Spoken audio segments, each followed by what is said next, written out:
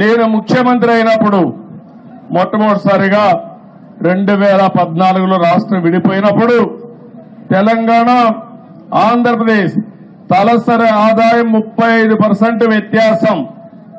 అంటే తెలంగాణ 35% తలసరి ఆదాయం ఎక్కువ ఉంది.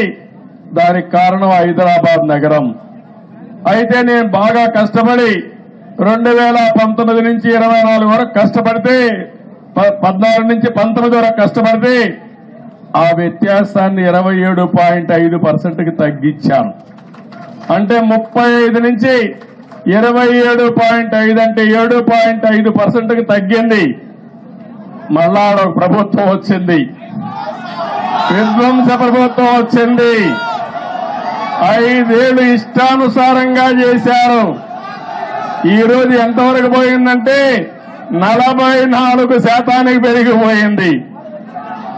అంటే మీరందరూ గుర్తుపెట్టుకోవాలి, కుండ వాళ్ళందరూ కూడా, విభజన వల్ల జరిగిన నష్టం కంటే పాలన వల్ల 5 సంవత్సరాలు అక్కడ నష్టం జరిగే పరిస్థితి వచ్చింది. అదే ఈసారి రాకపోయింటే తెలంగాణకు ఆంధ్ర రాష్ట్రానికి 100% వ్యత్యాసం వచ్చేసేది.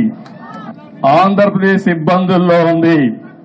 కానీ నేను ఒకటే చెప్పాను, ఇబ్బందులు అధిగమించి మళ్లీ ఆంధ్రప్రదేశ్ ను కూడా గట్టెంకించే బాధ్యత, అభివృద్ధి చేసే బాధ్యత నేను తీసుకుంటానని చెప్పి కూడా నేను మీకు తెలియజేస్తున్నా.